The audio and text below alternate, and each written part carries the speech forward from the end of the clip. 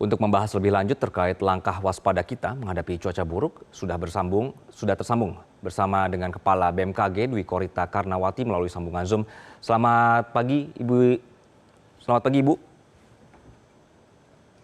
Selamat pagi, Mas Anggi. Assalamualaikum warahmatullahi wabarakatuh. Waalaikumsalam. Ibu, jadi kalau kita melihat ini laporan dari sejumlah daerah tadi cukup banyak ya Bu ya, dampak banjir dan juga dampak dari cuaca ekstrim. Dari laporan teman-teman atau juga pemantauan dari BMKG sendiri Bu, ini apakah ada jalur atau daerah yang perlu diwaspadai Bu?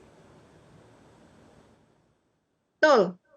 Jadi saat ini kami terus memonitor pemicu terjadinya peningkatan curah hujan ini yang saat ini aktif, terutama selain menjelang puncak musim hujan di beberapa wilayah, bahkan ada yang sudah masuk ke puncak musim hujan, juga diperparah dengan masuknya seruak udara dingin. Jadi kami memonitor peningkatan indeks seruakan yang melintasi ekuator, itu angkanya semakin meningkat sehingga perlu adanya kewaspadaan, terutama yang harus diwaspadai adalah di Pulau Jawa dan Bali, itu risiko hujan lebat, kemudian juga di Sumatera bagian barat dan tengah, itu juga potensi curah hujan tinggi yang dapat menyebabkan banjir bandang dan tanah longsor.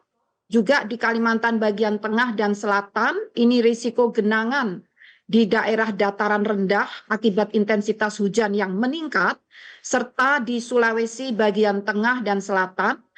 Jadi kami memperkirakan potensi hujan lebat yang dapat mempengaruhi jalur transportasi dan aktivitas masyarakat. Demikian. Baik. Ibu Dwi Korita, ini akan berlangsung sampai kapan Bu dengan cuaca atau juga hujan yang terus-menerus? Kami memperkirakan terutama 2 hingga 7 hari ke depan. Meskipun secara umum potensi ekstrim ini masih bisa berlangsung hingga puncak musim hujan di bulan Januari sebagian wilayah Indonesia dan juga di bulan Februari. Secara umum sampai Januari Februari, namun secara khusus ini 2 hingga 7 hari ke depan. Karena fenomena atmosfer yang dinamis dan saling menguatkan. Demikian. Ibu Dwi Korita, apakah gangguan cuaca ini akan mengganggu atau menghambat atau menjadi kendala untuk transportasi Ibu, baik darat, laut, dan juga udara Ibu? Kebetulan saya sendiri pernah mengalami ya, kalau hujan lebat itu jarak pandang menjadi terganggu. Kita jadi agak harus hati-hati dan licin ya, apalagi kalau jalannya tidak mendukung. Itu yang testimoni pribadi semacam itu, dan kami juga tentunya tidak ingin hal itu dialami oleh masyarakat ya. Utama itu selain licin, jarak pandang, belum lagi kalau disertai angin kencang dan kilat petir, itu yang dapat mengganggu. Demikian. Baik, Ibu, ini apakah ada rekomendasi Ibu dengan berkenaan dengan cuaca atau juga hujan yang terus-menerus? Kan masyarakat ini memanfaatkan waktu untuk mudik ya Bu ya, dan juga liburan Natal dan Tahun Baru. Apakah ada kawasan yang perlu diantisipasi misalnya pantai atau gunung begitu Ibu? Betul sekali, gelombang tinggi juga diprediksi ini terjadi, ketinggian gelombang bisa mencapai 2 hingga 2,5 meter, bahkan di Samudra Hindia pada waktu-waktu tertentu bisa hingga mencapai 4 meter, sehingga untuk wisata terutama yang di Samudra Hindia itu mohon kalau sebaiknya jangan menantang ya, karena gelombangnya tinggi di Samudra Hindia, ini bisa mencapai lebih dari 2,5 meter. Kemudian kalau di Laut Jawa relatif lebih tenang ya. Jadi barangkali memanfaatkan lautan yang lebih tenang tadi. Semua informasi secara real time kami siapkan di aplikasi mobile phone Info BMKG. Kemudian juga cuaca untuk daerah wisata, mohon masyarakat juga terus memonitor. Misalnya Anda akan menuju ke wisata mana, wilayah mana, kabupaten mana, kota mana, provinsi mana, itu semua informasi perakiraan cuacanya kami siapkan, sudah ada di aplikasi mobile phone Info BMKG. Bahkan perakiraan cuaca untuk 6 hari ke depan, hari ini sampai 6 hari ke depan, silahkan dimonitor juga di aplikasi mobile phone Info BMKG.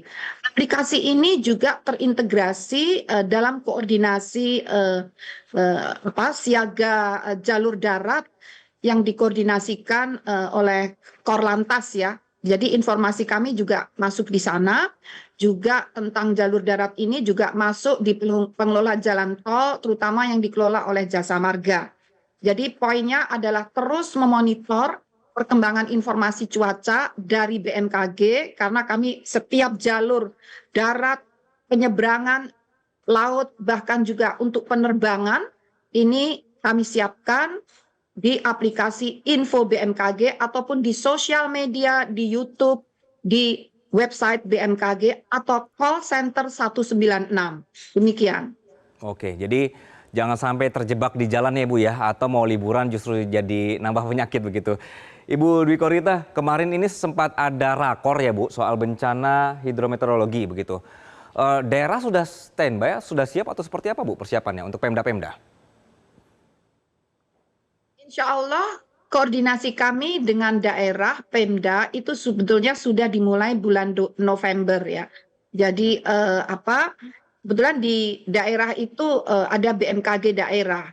Kemudian secara nasional koordinasi ini juga sudah dilakukan, dikoordinasikan oleh Menko PMK, terutama untuk daerah itu tadi yang dikhawatirkan kondisinya ekstrim itu Jawa, Jawa, Bali ini kami sudah lakukan dan nampaknya daerah insya Allah sudah siaga ya, semoga semoga benar-benar terlaksana siaga dan sudah dilakukan modifikasi cuaca untuk Jawa Barat ya.